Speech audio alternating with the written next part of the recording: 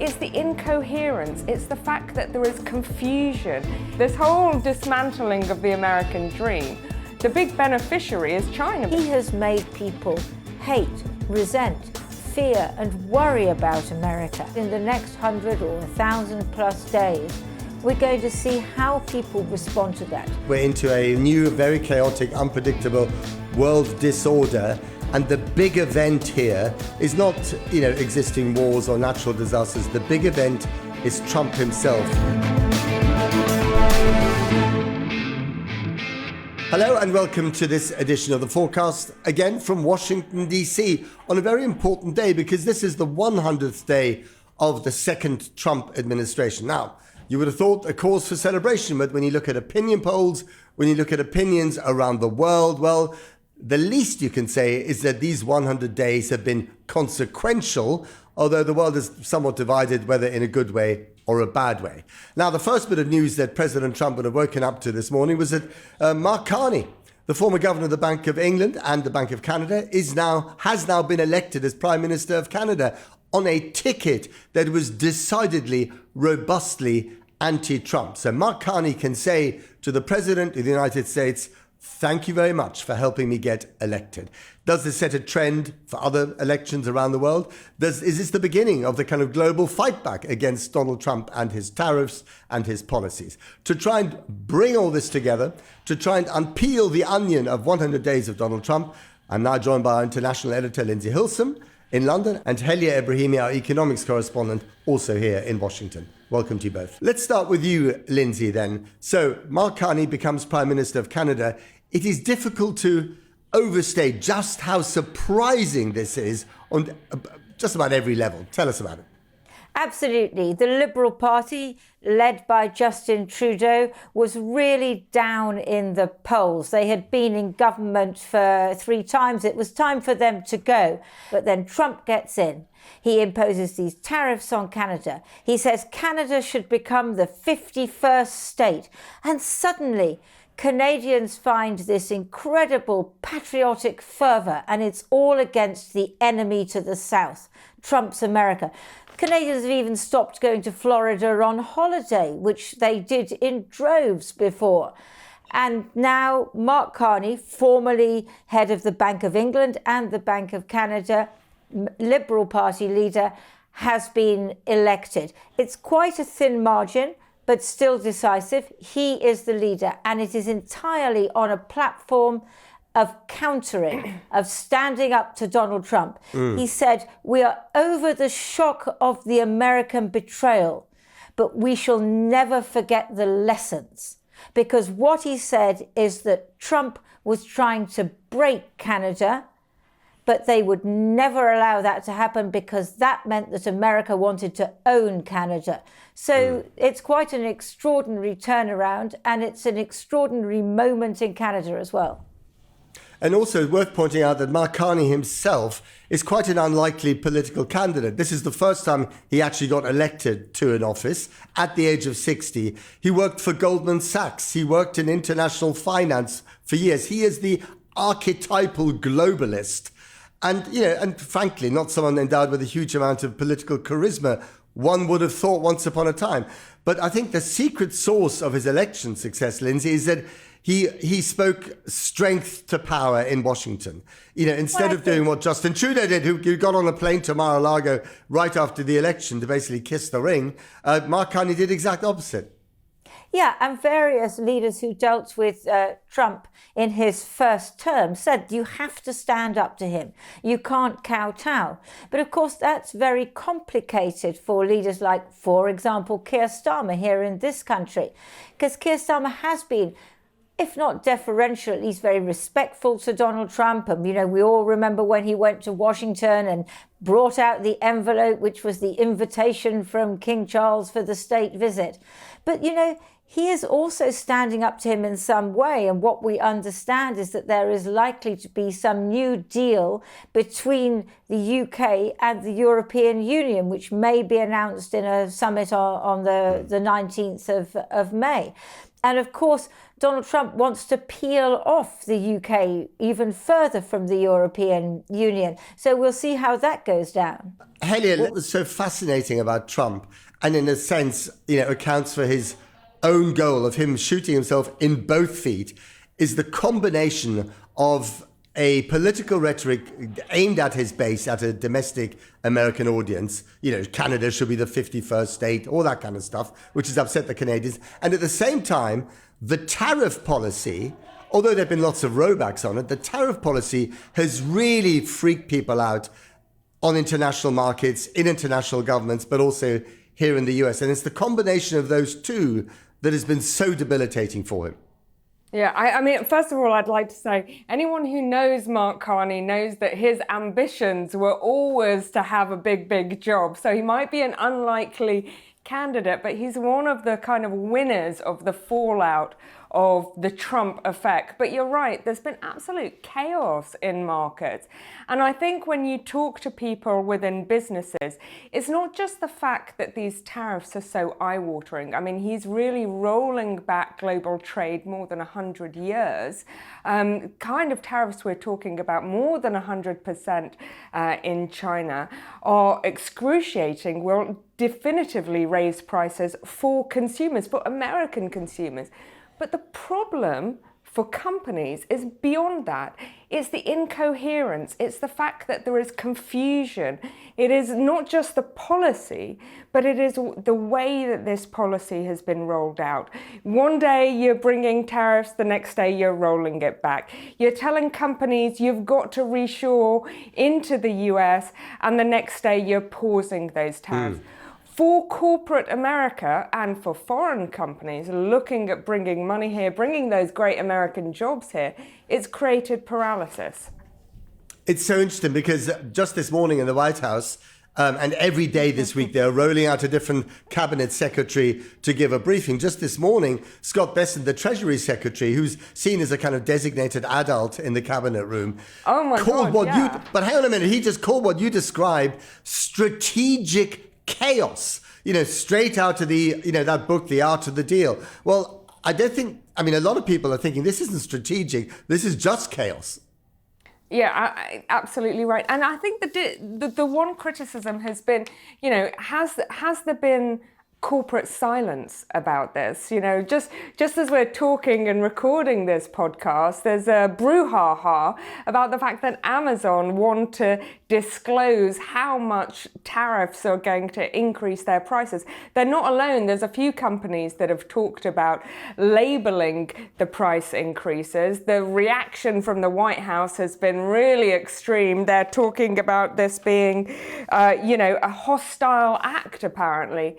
But I mean, for the most part, there's been a lot of coddling of Donald Trump by corporates, all trying to, you were talking about kissing the ring, but most of this is just sucking up.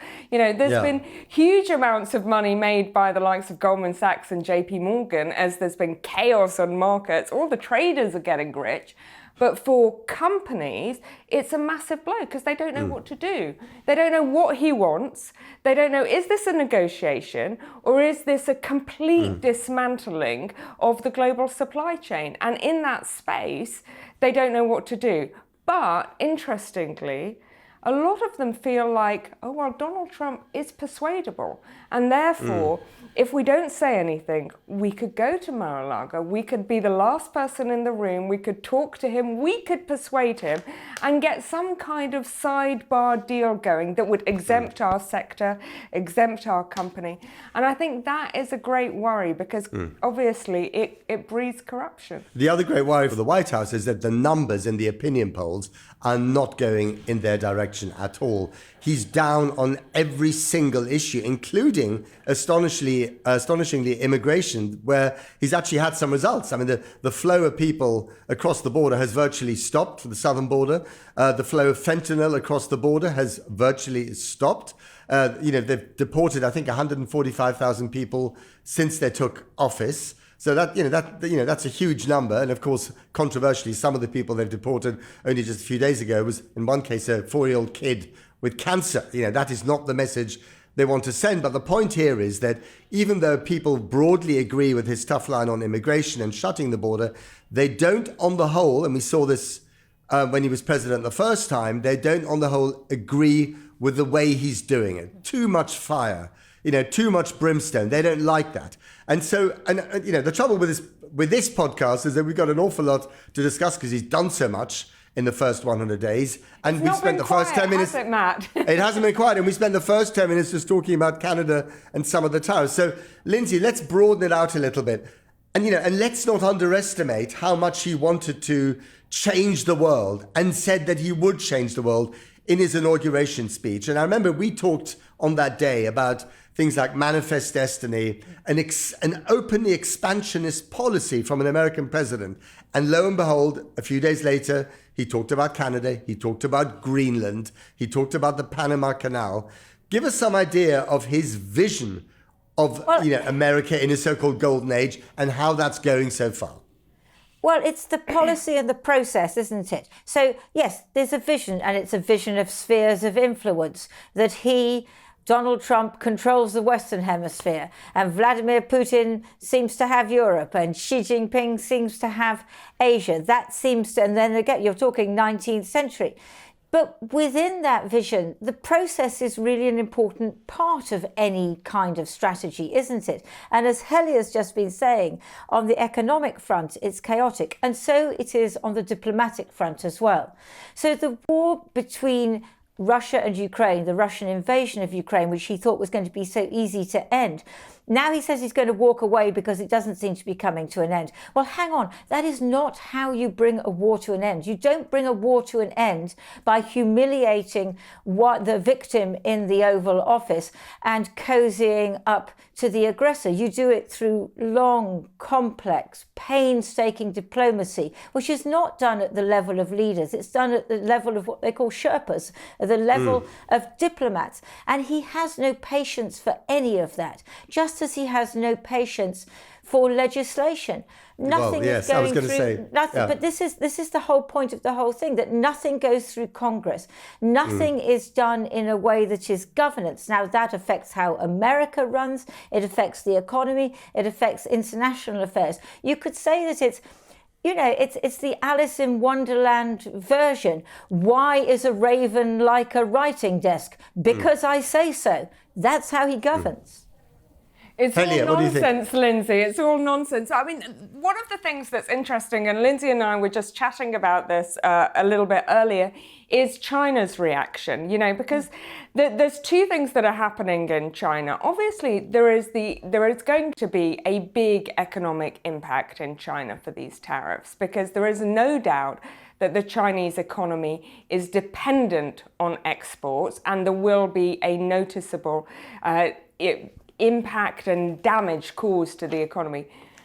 But the other thing that's happening is they're quite happy about all of this dismantling of the American dream.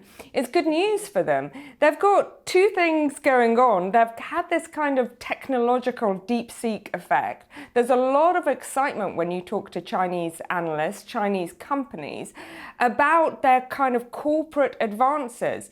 The fact that they had a tech company, you know that the US has been limiting the amount of chips that goes to China, and everyone thought that this would have a really excruciating impact on China's ambitions to become an AI superpower.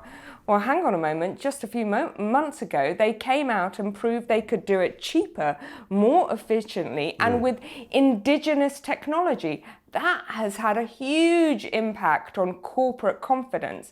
And on the other side of Christmas, back in autumn, Xi Jinping sat down, had this kind of infamous meeting with all the Chinese entrepreneurs, bringing back the likes of Jack Ma, bringing them back into the fold and saying, look, we just need to go forward and make money. And when you look at it, Chinese Navy, Chinese space, Chinese tech.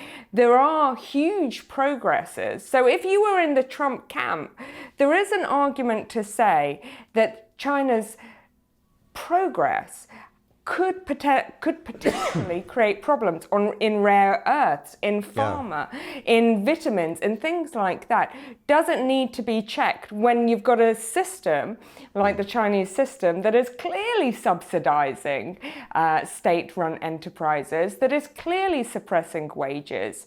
So I think it's very interesting that this whole dismantling of the American dream, the big beneficiary is China, because they say, as Lindsey was saying, they say in comparison, we're really stable. We're the grown-ups. We're the sensible people in the room. Although I spoke to some, can I just quickly, I spoke to some contacts in Beijing last week, and they said that actually Xi Jinping is on one level terrified by what's going on, because he himself is in a very vulnerable position at home because of corruption, because growth isn't quite what it was, because there's still a bit of a lag from, the disastrous COVID era and so on. But I think what the Chinese do have that America doesn't have is an incredible threshold for pain. And pain as in directed from above, and it's a police state, let's not forget that. And a long-term vision for planning. We all know, we've all seen these amazing pictures of Chinese factories that go up in a day. They build a high-speed railway train in the time it takes the train from Brighton to London, and we're still talking about one 30 years later. I mean, they're in a completely different universe when it comes to all that stuff. But also for China, I guess, this is their moment where they test themselves and they test their mettle as the emerging superpower against the fading superpower. And, again, Lindsey, looking at the kind of geopolitical landscape, and remembering my game of Risk as a teenager and a few history books, when that happens in world history, one superpower fades, the other one emerges, and they're locked in the middle of a trade war, what could possibly go wrong?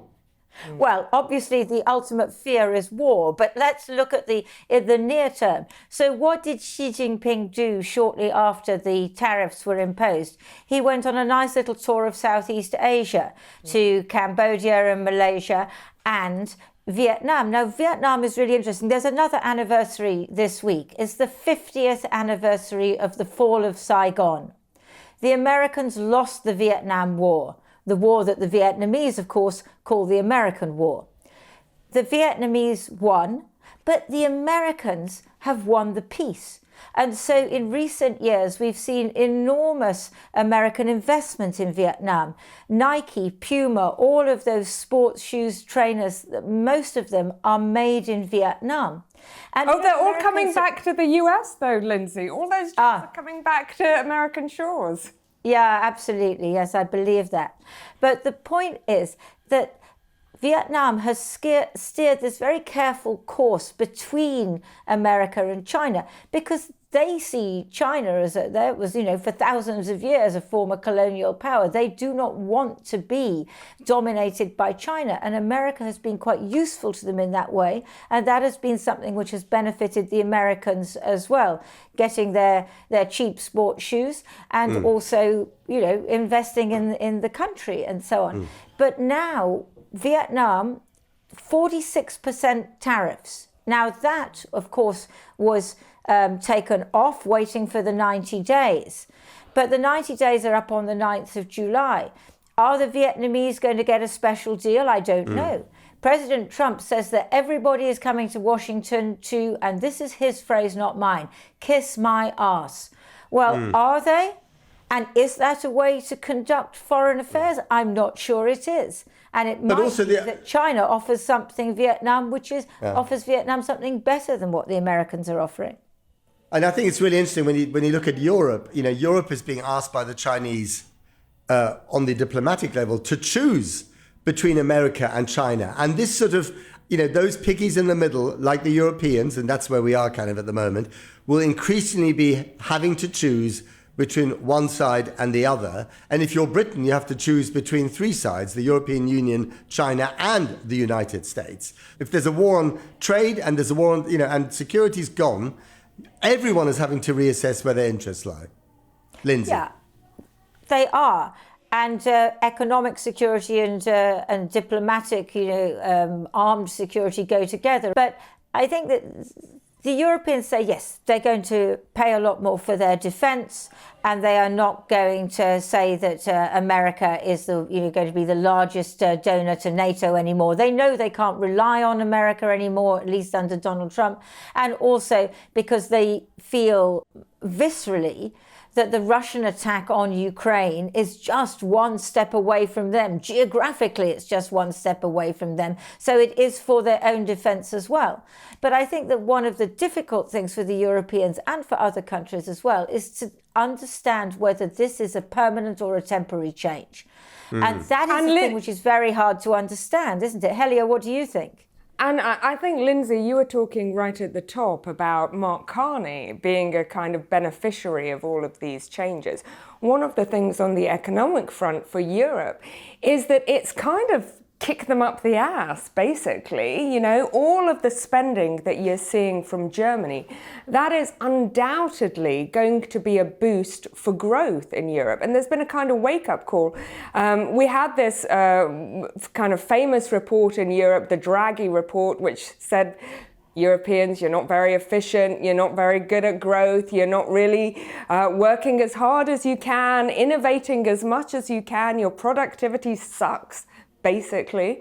And everyone thought, oh, well, this is interesting reading, and kind of put it aside. I think what this kind of chaotic 100 days has delivered, which is the silver lining, is places like Europe looking at those things and going, well, what are we going to do? What is the next economy going to be like? And where should we be focusing? And the kind of spending you're seeing from Germany is undoubtedly going to lift the European economy. But you were talking about trade deals earlier, Matt. And when you had last week in Washington was the IMF, and you had all these delegations all whispering to each other, oh, you know, who have you sat down with? You know, did you get Besant? You know, did you get Lutnick? Who were you talking to? Everyone was, you know, there were all these rude jokes about Pete Navarro being locked in a room somewhere so that the adults could come out. But I think the interesting thing there is that 200 countries coming to you to make deals. We know that trade deals are notoriously complicated. The idea that you could service 200 trade deals concurrently is just, you know, for the birds, really. And so when you talk to different countries, our own, for example, they think they're front of the queue. And it's not because there is a process with negotiators in place. It's because they're just getting a bit of face time. So let me ask you a question. Helia, let me ask you a question, because this is something I really, you know, haven't seen, and I wonder why it hasn't occurred. And it's the following. The reason why these American companies have gone to China or Indonesia or Vietnam to make their Nike sneakers is because it's cheap there. But they've not really been taken to task by the administration. It's the country's fault where the cheap labor is taking place, not the American company's fault that have outsourced their jobs to that country. And by the same token, if you're going to bring back jobs to the Rust Belt, you know, old style, you know, 20th century manufacturing jobs, who's to say that those jobs won't be done by robots, because those companies are going to have to try and cut their margins, right? So, I mean, none of that makes sense to me. And that part of the discussion has simply been absent from the stage. Why is that? I mean, there's that great quote on Liberation Day where Lutnick is saying, you know, people are going to come back and, you know, lots of Americans are going to be doing these jobs with bolts. And then it's put to him, well, hang on, aren't all these companies going to come back and, you know, automize, and it's going to be machines? And he's like, oh, well, no, I guess we'll be mechanics. I mean, we've just been in the Deep South kind of talking, you know, Louisiana's an industrial state. You've got companies like Hyundai promising to build a $6 billion steel plant there. They're not alone, by the way. There's a whole bunch of companies that are promising to build new factories to service the auto industry there, and people are very excited about it. But is it going to mean more jobs? Is it really going to bring, and what kind of jobs are you talking about? Because as you said, you know, companies that are going to put in capex in order to reshore, these are 10-year programs, these are 15-year programs. They're going to have the latest technology. and the latest technology is not a kind of labor-intensive situation. So it's very interesting, but people believe, that's the thing you have to remember. On the bayou, we talk to shrimpers. They've seen their industry kind of decimated because of cheaper imports coming in from India, from Indonesia, from Ecuador. And they believe, they're like, that's our guy, that's Donald Trump. He's going to bring shrimping back. As I said earlier, there's so much to discuss in the relatively short time available. And we haven't even looked at the kind of, the rest of the planet and how they might respond or not to the first 100 days of Donald Trump. So let's go back to Lindsey and quite in fairly swift order, kind of move around the globe. So the rather like Steve Witkoff, the envoy to just about everywhere, who's flitting between Paris and Moscow and the Middle East to try and get some sort of war, some sort of peace settlement in Ukraine. So when Ukraine, where are we? He obviously hasn't achieved peace in 24 hours. Are we any closer to it 100 days down the line?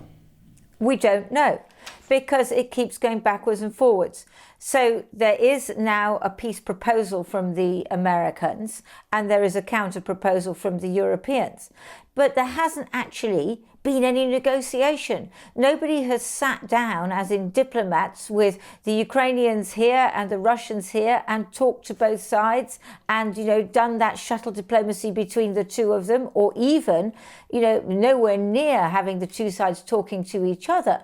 And so what that means is that there's any amount of room for misunderstanding and misinterpretation and deciding that things are your way, not the other way.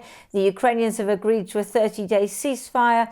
The Russians haven't. Then they've said they'll do a 3-day ceasefire starting next week. But one of the things that is very clear is that the Russians are upping the ante in terms of firing ballistic missiles into civilian areas. We saw probably the harshest attack on the capital, Kyiv. That was just a few days ago, and another very hard attack on a place called Sumy in the north. So the Russians are definitely not doing anything to dial this down. And Trump has said, that he's might be a bit unhappy with President Putin. Maybe he's just tapping me along. He said that, interestingly, after that huddle with President Zelensky in the Vatican. But, that's what he said this week. What's he going to say next week? And maybe he's going to walk away. And if he walks away, which is what he has threatened, and stops the intelligence sharing and stops providing ammunition for the Patriot anti-aircraft missile batteries, then that leaves Ukraine extremely vulnerable. But also there's a theme here, isn't there, Lindsey, in the way that he's done the tariffs, in the way that he's doing, into geopolitics and diplomacy. He makes it up as he goes along. He wants the quick and easy, hit of, peace in Ukraine in 24 hours, turn Gaza into Mar-a-Lago on the Med, tariffs will get the Chinese in line. And then he realizes that reality is just a little bit more complicated than that, and then he ends up having to row back. And so what we're left with, whether it's tariffs or indeed geopolitics, is an incredibly fragmented and messy field. So let's move through the field. Gaza. He came up with this crazy idea of turning Gaza into a kind of Club Med, removing 2.1 million people forcibly to Jordan and Egypt. That idea hasn't been mentioned now in at least 60 days, presumably because it's not going to work. It was just nonsense. Yeah, but what he has done is give Prime Minister Netanyahu carte blanche. And so what we have at the moment is a situation where no aid is getting into Gaza. The Israelis have stopped it all. That you have once again children on the brink of starvation, and you have intense bombardment, and the people of Gaza are living through hell. And there is absolutely no restraint on this Israeli government. This Israeli government, where some of its own officials, the head of Shin Bet, many others were against what Netanyahu is doing now. Yeah. What Netanyahu is doing plays to the far right in his own coalition. It does not play even to the majority of Israelis and to more responsible elements. And yet President Trump is enabling this. And where that ends, I don't know, but it is absolutely disastrous for the people of Gaza. It's also disastrous for President Trump's own desire to have very close relationship with Saudi Arabia and other Gulf countries, because there is no way that those countries, with their populations which are very pro-Palestinian, can have any kind of deal with Israel and can come much closer to Trump. And of course, the weird thing about the fact that he allowed the Israelis to break the ceasefire is that they broke a ceasefire deal that he himself, through Steve Witkoff, helped to negotiate just before he took office. So, I mean, it's very strange that he's done this. And what do you think his bigger vision for the Middle East, especially when it comes to Iran, which, of course, is another thing that he's brought into the equation? Yeah, absolutely. And of course, there was an agreement with Iran called the JCPOA, which he pulled out of in his first term of office. Now he wants to negotiate with Iran about its nuclear program in a situation which is very different, because at that point Iran had not enriched uranium to a very high degree. But now Iran is believed to have enriched uranium up to the point where it is, it's a threshold state. It could build a bomb. It says it doesn't want to. Now, the diplomacy here, it does involve Steve Witkoff, of course it does. It does seem a little bit more organised and mature. It's happening in Muscat, in Oman, and there do seem to be diplomats involved. And Iran is in a much weaker position in the sense that it has lost Hezbollah, Hamas as well, and and also obviously President Assad in Syria. So Iran is in a weaker situation, but it has better relations with those Gulf countries. So again, it's three-dimensional chess. I don't think President Trump plays one-dimensional chess. Never mind the kind of complex games that they play in the Middle East, where they are far more subtle and clever and historic and complex than I think President Trump could ever dream of being. As someone said, he doesn't play any kind of chess, he plays checkers. Yes. And maybe that's what we're seeing in the moment. Okay, so let's try and look ahead to the next 100 days, or maybe as the Economist put it on their front cover, the next 1,247 days, which is what we have left of the Trump presidency. It seems like an awfully long time when you consider how much has been done in the first 100. So, Helia, to you, I mean, both the domestic economy, what those big titans of social media and industry are going to be doing. We know that Elon Musk, for instance, is weaning himself off Doge and government and spending more time with his Tesla family because the share price has tanked. Off, or is he being kicked out? Well, I think I wouldn't be surprised if it's the former rather than the latter. Actually, I mean it's a good question. I'm not sure if he is being kicked out, because I think Trump does have Trump hasn't got that many close friends, and I think there is a kind of bond there. I'm told there is a genuine bond between those two. But at the end of the day, money speaks very very vocally. And when you see, but the thing he's known for, after all, is Tesla.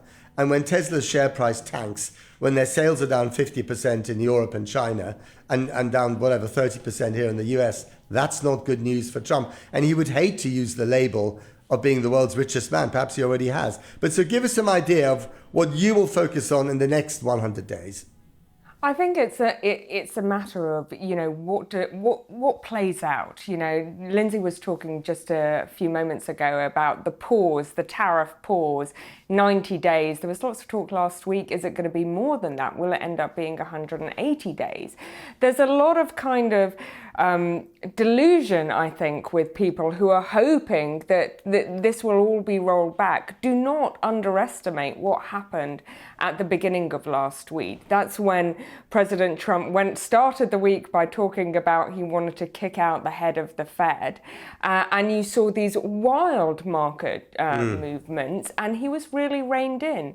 There was lots of chat, in the corridors of power in Washington about how far Trump had been reined in, that there had been a limit put on his ideas about tariffs. You said he's making it up on the hoof. No, on tariffs, he's an ideologue. He believes in this. Is it economically literate? I don't know. Does it make sense? I don't know. It's seen as a boon for the working class American man, but will it deliver? Well, that, I think, is the question for the next 6 months, because at the moment, you're going to see companies that are pausing, that are thinking about, is this going to raise prices? Is this going to cut demand? Are we going to see a recession? And a lot of economists still are projecting a recession just on the borderline. And that is based, I think this is the critical thing, economists are forecasting, in some cases, recessions based on the fact that they think that he's going to row back from these policies, that the kind of, the tariffs are never going to happen. It's never Neverland. It's, it's slightly Kierkegaard, that you have to suspend belief. You believe that it's all going to be okay in the end, even though the president is coming out and saying crazy things about tariffs being the best word in the English dictionary. So I think the critical thing from an economic perspective is, how far will he go? Will these deals actually materialize? Is there anything to talk about? Will it come out with, it's just a negotiating ploy? We're not going to make this $700 and something billion as revenue. We're actually going to use it to think about supply chains, to think about bringing back some pharma so that we don't rely so heavily on India and China for our penicillin or our vitamin B or our magnesium. We're going to bring it all back. We're going to bring investment and it's going to create some kind of rebalancing. Yeah. I think. But also there's this amazing, and he's been talking about tariffs since the 1980s, since anyone cared to listen to Donald Trump.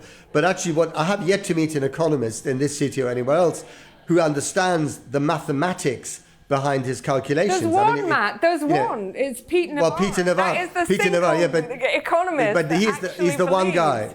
Exactly. But he's he's been put at into the moment. He's very quiet at the moment, and I think that tells you all you need to know. He's moved to an island of penguins, I think. They've welcomed him there.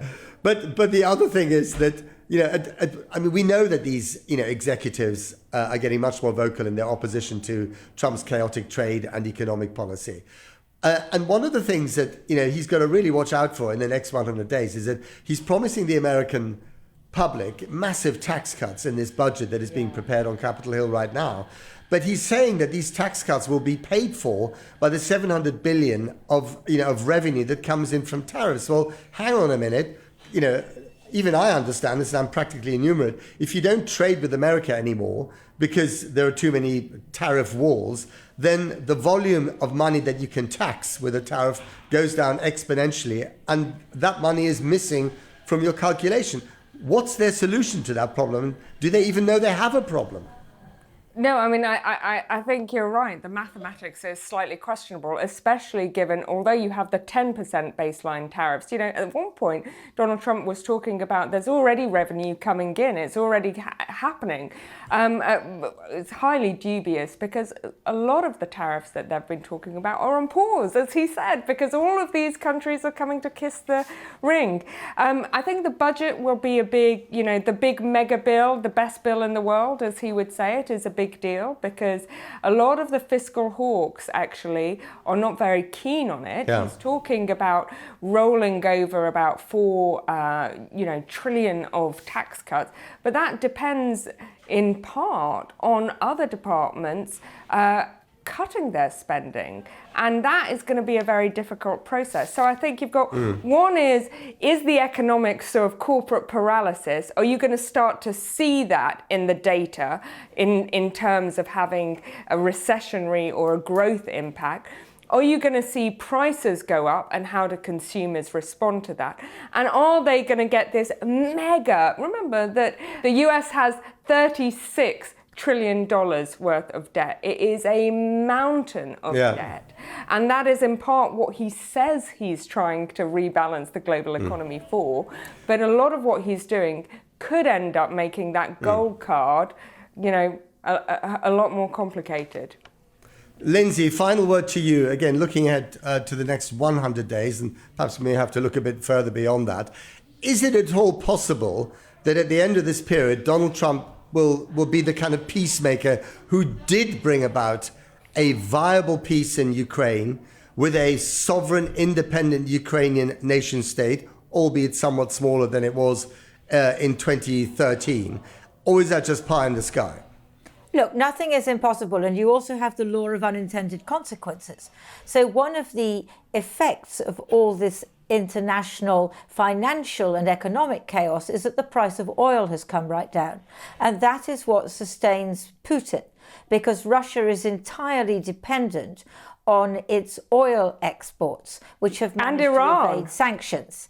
And Iran is the same as well, you're right. So what that could mean is that if Russia is considerably weakened by that, and if this current draft which the Americans have sticks and makes way for some negotiations, it says that America will recognize that Crimea is part of Russia, but it doesn't say that Ukraine has to recognize that.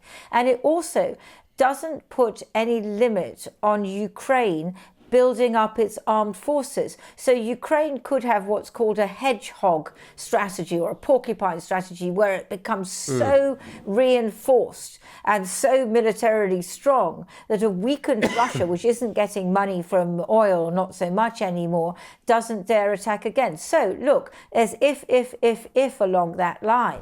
But so that is possible. But I think that what you're also going to get is just this continued sense of instability and not knowing where America is, because it's a strange thing that Donald Trump came in saying that people didn't used to, America had become a laughing stock and he was going to make America respected again. Exactly the opposite has happened. So if you take somewhere like Sudan, the war in Sudan, okay, the Biden administration didn't do much, but traditionally the Americans, when there have been wars in Sudan, and there have been many, have played a leadership role. They have done something. They have done something about the humanitarian situation. They have done something about bringing warring parties together and bringing an end to these kind of wars. They, under Donald Trump, they don't even know those wars are going on. They have no interest in that. So I think you're going to see a massive amount of humanitarian suffering because of that. And let's not forget the destruction, the performative cruelty of destroying USAID. I was going to mention that, yeah. So that is two things. One is it did sustain people. Many people who had HIV in Africa who were getting antiretrovirals, drugs for HIV, AIDS, they were getting that through American programs. But also, that was a very large part of America's soft power. What made countries, yes, respect or even like America. President Trump has done exactly the opposite. He has made people hate, resent, fear, and worry about America. And I think that in the next 100 or 1,000 plus days, we're going to see how people respond to that. Do they respond by electing people like Mark Carney, who say they're going to stand up to that, and looking to policies like that of Xi Jinping, who says, we are strong enough, we are China, we will not be cowed, we will not be bullied. But those countries are strong enough to do that. What about all of the much poorer countries who do not have that option? Yeah. I fear an enormous amount of suffering in the days and months to come. I couldn't agree more. I think we're into a new, very chaotic, unpredictable world disorder. And the big event here is not, existing wars or natural disasters. The big event is Trump himself. Anyway, Lindsey Hilsum, our international editor, Helia Ebrahimi, our economics correspondent, thank you very much to you both. That is it for this edition of the Forecast from Washington.